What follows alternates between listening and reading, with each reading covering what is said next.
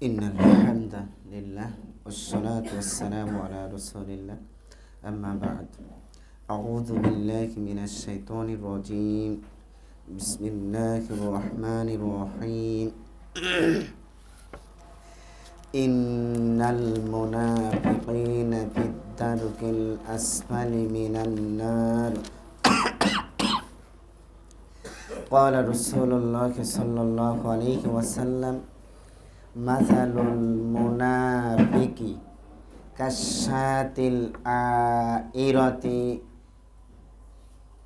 غنمين إلى هذه تعير إلى هذه مرة وإلى هذه مرة رواه المسلم আমরা আল্লাহ সুবহানাহু ওয়া তাআলার দরবারে শুকরিয়া জানাই যে আল্লাহ সুবহানাহু ওয়া তাআলা আমাদেরকে প্রতি জুমআর নেই আজকেও সালাতুল জুমআ আদায়ের লক্ষ্যে সমবেত করে দিয়েছেন। এই জন্যে বলি আলহামদুলিল্লাহ।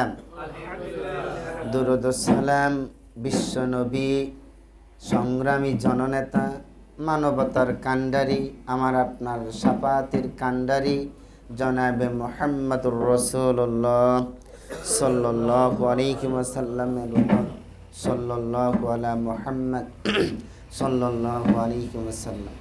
মাঝে মধ্যে আওয়াজ হয় না, এটা প্রবলেম। দেখো তো নাজমুল ভাই, দেখেন তো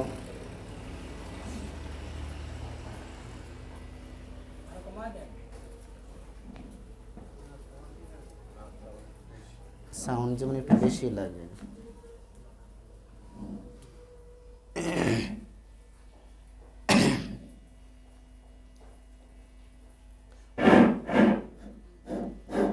আরেকটু বাড়বে, আরেকটু কম।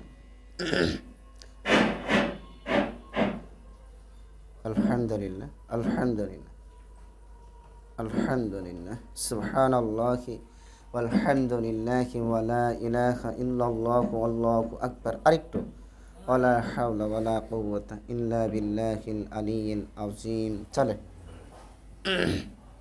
সুবহানাল্লাহি ওয়ালহামদুলিল্লাহি ওয়া লা ইলাহা ইল্লাল্লাহু আল্লাহু আকবার ওয়ালা হাওলা ওয়ালা কুওয়াতা ইল্লা বিল্লাহিল আলিয়্যিল আযীম।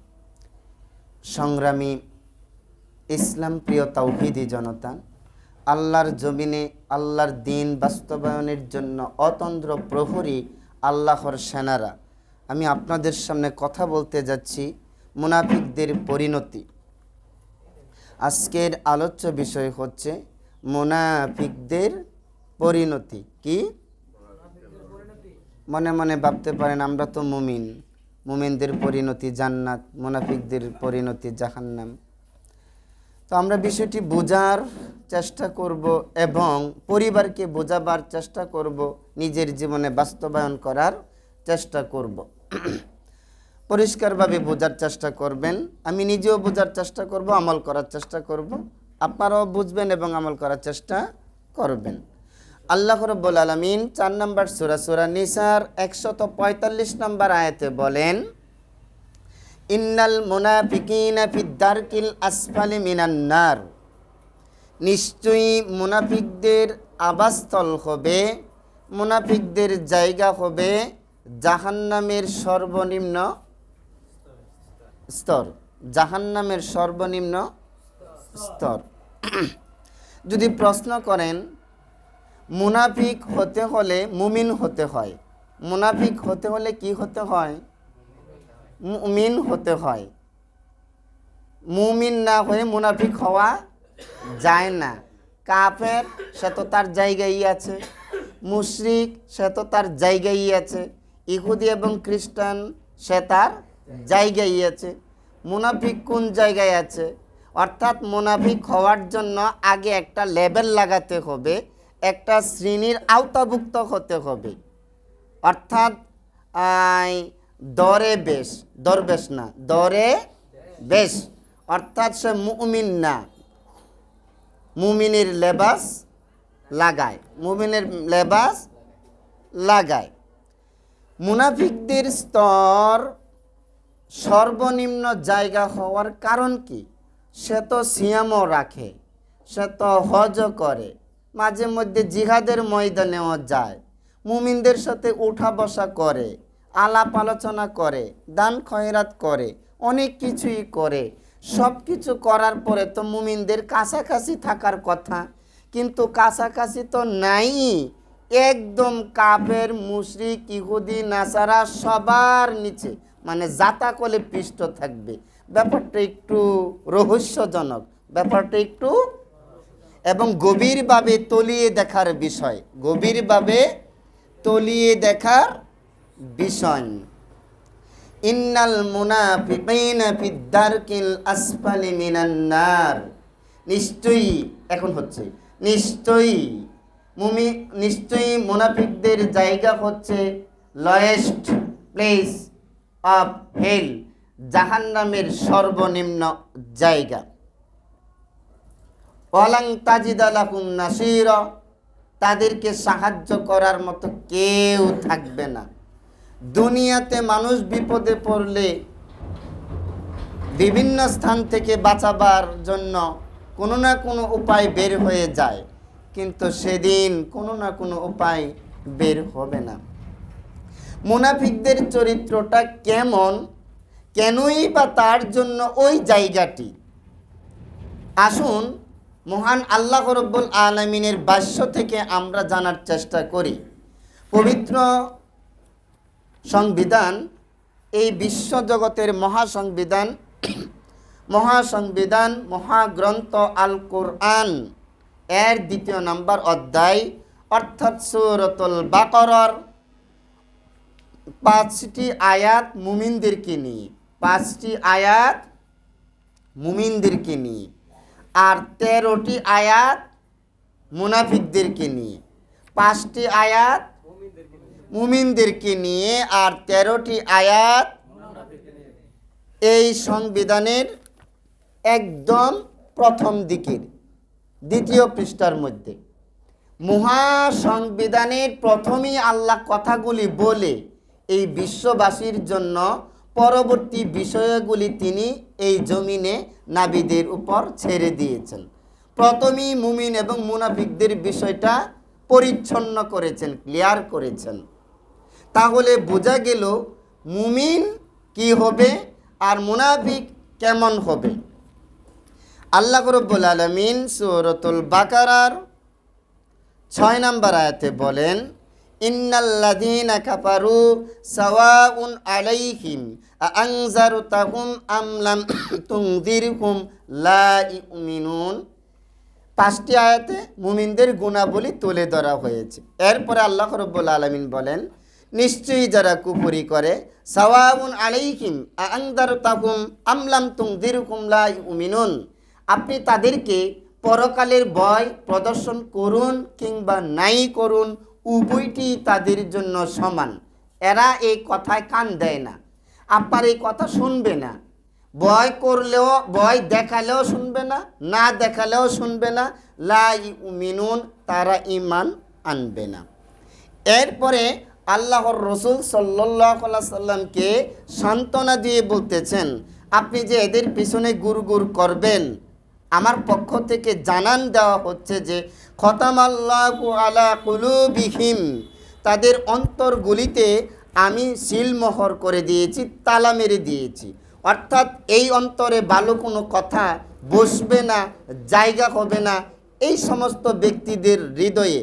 ওয়া আলা সামইহিম, তারা তাদের কানগুলি দিয়ে ভালো কোনো কথা শুনবে না। ওয়া আলা আবসারিহিম গিশাওয়া, তাদের চক্ষু দিয়ে ভালো কিছু দেখবে না। অর্থাৎ তাদের কানে, তাদের চোখে, তাদের অন্তরে আমি আবরণ দিয়ে দিয়েছি। কানের উপরে আবরণ, এই প্রাচীর ভেদ করে ওহির কথাগুলি তাদের কর্ণে ঢুকবে না। চোখের উপরে প্রাচীর, এই প্রাচীর ভেদ করে তারা ভালো কিছু দেখবে না। অন্তরের উপরে আবরণ, এই আবরণ ভেদ করে ওহির কথাগুলি তাদের অন্তরে জায়গা নেবে না। তাহলে তাদের জায়গা কোথায় হবে বা তাদের জন্য কি ব্যবস্থাপনা? ওয়ালাকুম আযাবুন আযীম, তাদের জন্য রয়েছে আযাবে আযীম। আজিম বলা হয় যার কোনো তলা নাই, আজিম বলা হয় যার কোনো তলা নাই। যেই সাগরের তলা নাই, আপনি তার পানি কিভাবে আপনি মাপবেন? যেই গর্তের তলা নাই, এই গর্তটা কত ফুট নিচে, এই ফুটটা আপনি নির্ণয় করবেন কিভাবে? আজিম বলা হয় তলাবিহীন বিষয়কে।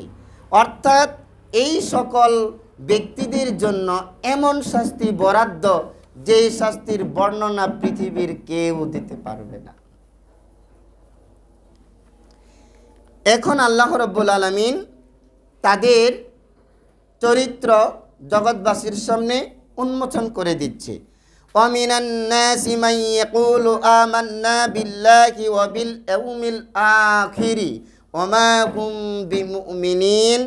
মানুষের মধ্যে এমন কিছু মানুষ আছে, তারা বলে আমান্না বিল্লাহ, আমরা আল্লাহর উপর ঈমান আনলাম, ওয়া বিল ইয়াউমিল আখির, এবং বিচার দিবসের প্রতি, প্রতিদান দিবসের প্রতি ঈমান আনলাম। মানুষের মধ্যে কিছু লোক এই কথা বলে, আমরা ঈমান আনলাম আল্লাহর উপর, আমরা ঈমান আনলাম পরকালের উপর। সাথে সাথে আল্লাহ বলে দিচ্ছেন অমা হুম বিমুমিনিন, অথচ তারা ঈমান আনে নাই। ঈমান, তাইলে মানুষেরা বলতেছে কিছু মানুষ ঈমান আনছে, আল্লাহ বলে আনে নাই। এখন কোনটা নেব? মানুষের বক্তব্য নেব না আল্লাহর বক্তব্য নেব? তাহলে বোঝা গেল মানুষের অন্তরের ব্যাপারটা আল্লাহ জানে, ওই ভিত্তিতে কথাগুলি আয়াতে লাগিয়ে দিয়েছে।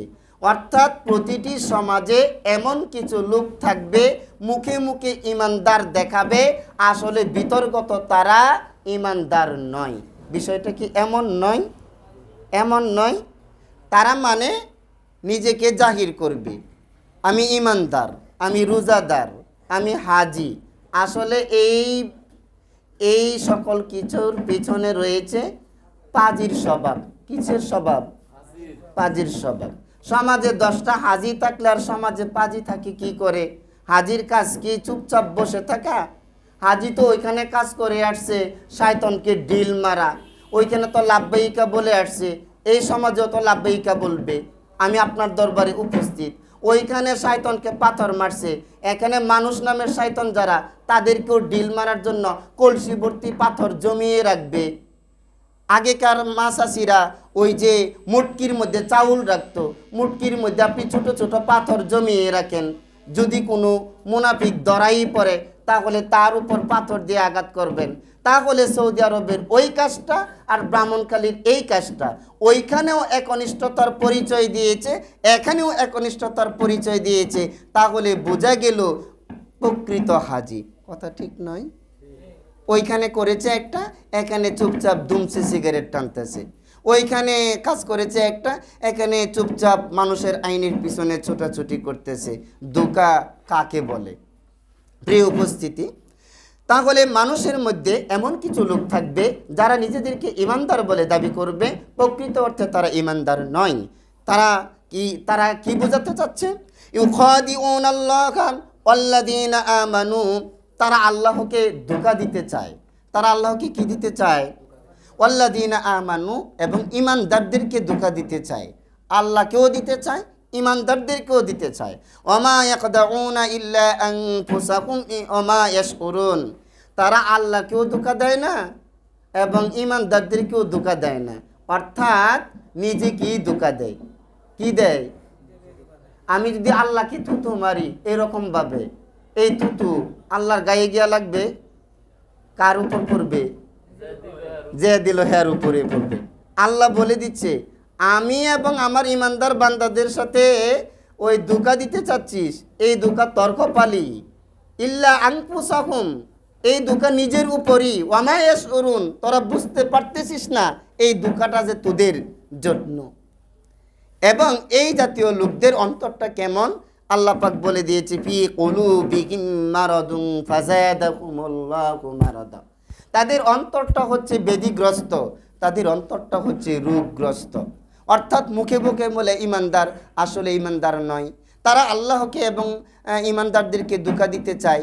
এই কার্যাবলীর কারণে তাদের অন্তরটা সুন্দর না, তাদের অন্তরটা হচ্ছে নোংরা, কলুষিত। এই নোংরা কলুষিত অন্তরে প্রতিদিন এই সমস্ত ফাইজলামি, এই সমস্ত পাগলামি করার কারণে আল্লাহ রাব্বুল আলামিন কি করলেন? ফাযাদাহুমুল্লাহু মারাদা। প্রতিনিয়ত এই রকম করার কারণে তাদের এই রূপটা আল্লাহ আরো বাড়িয়ে দিলেন। কি করলেন? কাদের? মুনাফিকদের। কাদের? আল্লাহ যদি রোগ বাড়িয়ে দেয়, এই রোগের চিকিৎসা পৃথিবীর কোন হাসপাতালে হবে? আর মুনাফিকদের ঔষধ আছে নাকি? এটা কি প্যারাসিটামল নাকি? এটা কি ক্যান্সার আলসারের মতো কোনো রোগ নাকি? ওই আমেরিকা গিয়া ভালো হয়ে আসবে, মাদ্রাজ গিয়া ভালো হয়ে আসবে, সিঙ্গাপুর গিয়া ভালো হয়ে আসবে? জি না, আল্লাহ তাদের অন্তরের রূপটা ক্রমান্বয়ে বৃদ্ধি করে দেন। আর হাদিসে এসেছে, আলা ইন্না ফিল জাসাদি মুদগা, নিশ্চয়ই শরীরের মধ্যে এমন একটা গোশতের টুকরো রয়েছে, ইজা সলুকাল জাসাদু কুল্লুহু ওয়া ইজা ফাসাদাল জাসাদু কুল্লুহু। যখন ওই গোশতের টুকরোটি সুন্দর পরিশুদ্ধ থাকবে, তখন তার সমস্ত শরীরটা সুন্দর এবং পরিচ্ছন্ন থাকবে। যখন ওই গোশতের টুকরোটি মন্দ হয়ে যাবে, তখন তার গোটা শরীরটা আপাদ মস্তক মন্দ হয়ে যাবে। আলা ওয়াহিয়াল কলব, সেটা হচ্ছে কলব, সেটা হচ্ছে অন্তর। তাহলে অন্তর ভালো তো গোটা দেহ ভালো, অন্তর খারাপ তো গোটা দেহ খারাপ। তাহলে অন্তর যদি খারাপ হয়ে যায় আর প্রতিনিয়ত আল্লাহ পাক যদি এটাকে এই রূপটা বৃদ্ধি করে দেয়, তাহলে চিন্তা করতে পারেন অবস্থাটা কেমন। অল্প কিছু কথা বলার পরই মুনাফিকদের এই কথাগুলি আল্লাহ পৃথিবীবাসীর সামনে তুলে ধরেছেন। মুনাফিকদের পরিণতি নিয়ে কথা বলতেছি। আল্লাহ পাক বলেন, অলাকুম আযাবুন আলিম, তাদের জন্য রয়েছে পীড়াদায়ক শাস্তি। কি শাস্তি? পীড়াদায়ক শাস্তি। হাত পা ভেঙে গেলে বেশি জটিল নাকি মচকে গেলে বেশি জটিল? কোন? হাত পা ভেঙে গেলে বেশি জটিল নাকি মচকে গেলে বেশি জটিল? হাত পা কেটে গেলে বেশি জটিল না থেতলে গেলে বেশি জটিল? থেতলে গেলে, মচকে গেলে। তো আযাবে আলিম হচ্ছে পীড়াদায়ক শাস্তি। এটা ভাঙবে না, মানে চিনচিনিয়ে শিরশিরিয়ে, মানে এটা লাগাতার করতেই থাকবে যন্ত্রণাটা, যেই বেদনার কোনো শেষ নাই। একে বলা হয় আযাবুন আলিম। এই সকল দুশ্চরিত্র মানুষগুলির জন্য থাকবে আযাবে আলিম। আগে বলছে আযাবে আজিম, এখন বলছে আযাবে আলিম। কোন এই কথাগুলি পৃথিবীর কোনো কবি বলতে পারবে? পৃথিবীর কোনো দার্শনিক বা প্রধানমন্ত্রী বলতে পারবে? যিনি মানুষের অন্তরগুলি জানেন, অন্তরের খবরাখবর রাখেন, তিনি এইগুলি এই পৃথিবীতে ছেড়ে দিয়েছেন। সুবহানাল্লাহ। আমরা এমন এক আল্লাহ পেয়েছি, আমরা এমন এক আল্লাহর পক্ষ থেকে পাঠানো কিতাব পেয়েছি। এই কিতাবের কথা বললে আমাদেরকে বলে জঙ্গি। আহারে যাব কোথায়? এই কথা কাঁদিনি, তাদের সাথে মোকাবেলা করতে হবে। এই কথা কাঁদিনি, তাদের সাথে কি করতে হবে? জঙ্গিদের সঙ্গী তৈরি করতে হবে, জঙ্গিদের সঙ্গী তৈরি করতে হবে। যেই জিহ্বা দিয়ে এই শব্দ উচ্চারণ করবে, বাজান তার জিহ্বা মুখের ভিতরে রাখা হবে না। জঙ্গি বলতে সে কি বোঝাতে চায়? জঙ্গি বলতে সে কি বোঝাতে চায়? এটা জনতা হাই স্কুলের সামনে এসে জাতির সামনে বোঝাতে হবে, জঙ্গি বলতে এটা বোঝাতে চাই। কথা কি ঠিক নয়? আড়ালে আবডালে এই কথা বলে মানুষের কাছ থেকে ঈমান হরণ করবে, আর তোরা বাটপারির দিনগুলি প্রশস্ত হয়ে যাবে। ঈমানদার সমাজ তোদের বাটপারি করতে সুযোগ দেওয়া হবে না। এই কথা বলে আমাদেরকে কুণ্ঠাসা করে সমাজের বুক থেকে তাদেরকে আড়াল করে লুটতরাজ করতে চায়। কি করতে চায়? আমি যদি জুমার দিন এমন কিছু ব্যক্তির মুখোশ উন্মোচন করে দেই, সে তো বলবে হুজুর তো মিম্বারে দাঁড়িয়ে আমাদেরকে বাসিয়ে দিচ্ছে, হুজুরকে তাড়াবো কি করে? বল উগ্রবাদী। এই কথা না বললে তাড়ানো যাবে না। তাই এই কথার ভিতর দিয়ে তারা বালুর ঘাট থেকে ওইটা লুট করতে যাবে, পাথরের ঘাট থেকে ওইটা লুট করতে যাবে, বিভিন্ন দোকান থেকে চাঁদাবাজি করতে যাবে। হুজুর যদি এই রকম কথা মানুষের সামনে বলে, আমাদের বাটপারি বেশি দিন চলবে না। তাই হুজুরদেরকে জঙ্গি বলে এক কোনায় কোন ঠাসা করতে চায়। কথা কি ঠিক নয়? আশ্চর্য! আল্লাহ বলে দিয়েছে তোমাদের মনের বেদির কথা। আল্লাহ বলে দিয়েছে তোমাদের অন্তরের কথা। মুনাফিকদের পরিণতি নিয়ে আমি কথা বলতেছি। প্রিয় উপস্থিতি, তারা বলে, কি বলে, ওয়াইদা কিলা লাকুম লা তুফসিদু ফিল আরদ, যখন তাদেরকে বলা হয় লা তুফসিদু ফিল আরদ, জমিনে বিপর্যয় সৃষ্টি করিও না, জমিনে দাঙ্গা হাঙ্গামা বাঁধিও না, জমিনটাকে অশান্ত করো না।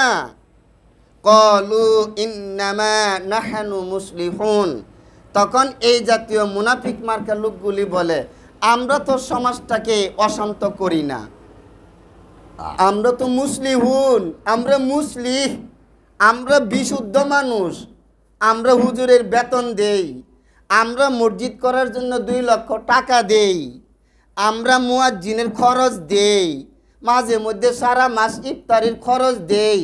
ইন্নামা নাহনু মুসলিহুন, আমরাই তো মুসলিহ, আমরাই তো দরবেশ, আমরাই তো বুজুর্গ, আমাদের টাকা দিয়ে তো হুজুর মুয়াজ্জিন কেশিয়ার এইগুলি চলে, আমরাই তো প্রধান অতিথি, আমরাই তো পৃষ্ঠপোষক, আমরাই তো উদ্বোধক, আমরাই তো শুভেচ্ছা পাই, আমরাই তো আসন পাই, আমাদের চাইতে ভালো লোকগুলি আর কারা আছে?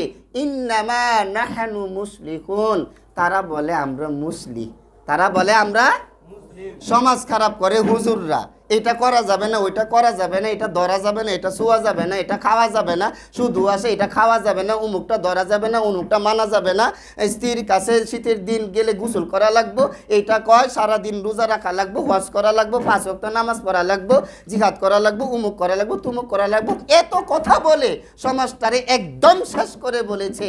তারাই তো অশান্তি সৃষ্টি করে। আর আমরা ফুটবল বলাতে টাকা দেই, ক্রিকেটে টাকা দেই, ওয়াজ মাহফিলে টাকা দেই, হুজুর মুয়াজ্জিনের বেতন দেই, আমরা এইগুলি করি, আমরা শান্তিকামী না তো তারা শান্তিকামী? আল্লাহ এইগুলি বলে দিয়েছে। কে বলে দিয়েছে? আল্লাহ বলে দিয়েছে।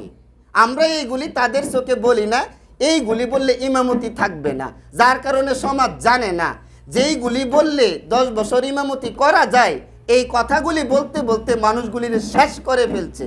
হঠাৎ করে যখন এই কথাগুলি আসে তখন আমরা কালারিং হয়ে যাই। কি হয়ে যায়? প্রত্যেকটা মসজিদে ওপেনলি আলোচনা হলে জনগণ যেত কোথায়? হুজুর পাইতো কোথায়? মাসে মাসে হুজুর চেঞ্জ করতে পারবে? কথা কোন, মাসে মাসে হুজুর চেঞ্জ করতে পারবে? দোষ সাধারণ জনগণের না আমরার। 12 মাসে 12 হুজুর চেঞ্জ করে কেমনে?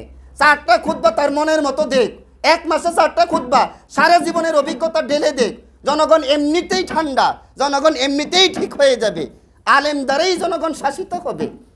দুঃখ এই জায়গায়, দুঃখ এই জায়গায়।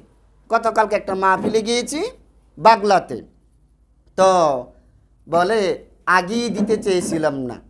গত বছর আমাদের মসজিদে রমজানের শেষ জুমুয়াতে প্রোগ্রাম করেছিল, নাম আমি উল্লেখ করব না। তারা আবার আল্লাহর জমিনে সহিহ হাদিস কায়েম করতে চায়। আধা ঘন্টা সময় দিয়েছে, 4 মিনিট নিয়েছে, 26 মিনিট কথা বলেছে। একদম ওই গোষ্ঠী শুদ্ধ পায়জামা খোলার বাউ হয়ে গেছে। তারা ভীত হয়ে মঞ্চ থেকে সব দৌড়িয়ে নামেছে। তারা নাকি আল্লাহর জমিন আবার ইসলাম কায়েম করতে চায়। তাহলে কি বুঝার বাকি নয়? লেবাসদারি শয়তান, লেবাসদারি গোষ্ঠী। ও এই কথাগুলি বলার পরে যারা মাহফিলে টাকা দিতে আসবে তাদের চোখে ভালো সাজতে চাচ্ছে, যার কারণে আল্লাহর কথাগুলি আড়ালে ফেলে দিয়েছে। এই বাগলার কথা। প্রিয় উপস্থিতি, আল্লাহ রাব্বুল আলামিন বলেন, আল্লাহ রাব্বুল আলামিন বলেন, ওয়াইদা কিলা লাকুম লা তুফসিদু ফিল আরদ ক্বালু ইন্নামা নাহনু মুসলিহুন, তারা বলে আমরাই তো ভালো করতে চাচ্ছি সমাজটাকে, আমরা মুসলিহ। আল্লাহ পাক এবার বলে দিয়েছেন, আলা জেনে রেখো, লা তুফসিদু আলা ইন্নাকুম হুমুল মুফসিদুনা ওয়ালাকিন লা ইয়াশউরুন। যারা বলে আমরা নিজেরাই ভালো, আল্লাহ পাক বলে দিচ্ছেন তারা নিজেরাই খারাপ, তারা নিজেরাই খারাপ, নিজেরাই বিপর্যয় সৃষ্টি করে। মসজিদে 10,000 টাকা দান করে বোঝাতে চায় দানশীল, আর অন্যের জমি দখল করে 5 কোটি টাকা নিয়ে তার পরিবারকে সারা জীবনের জন্য পথে বসায়া দেয়। এই দিক দিয়ে আমাদের কাছে ভালো, ওই দিক থেকে হাজারো মানুষের সম্পত্তি নিয়ে সে কোম্পানি করে জাতির কাছে বড় কিছু। এরকম লোক মনে হয় নাই না?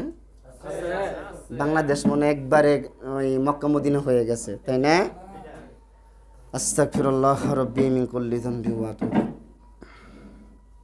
হ্যাঁ, ওয়াইদা কিলা লাকুম আমিনু, এই জাতীয় লোকদেরকে যখন বলা হয় আমিনু, তোমরা ঈমান আনো, কামা আমানান নাস, যেভাবে লোকেরা ঈমান এনেছে, কলু, তখন তারা বলে, এখানে তারা কারা? মুনাফিকরা। এখানে তারা কারা? মুনাফিকরা বলে, আনুমিনু কামা আমানাস সুফাহাউ, আমরা কি ওই সকল নির্বুদ্ধের মতো ঈমান আনবো?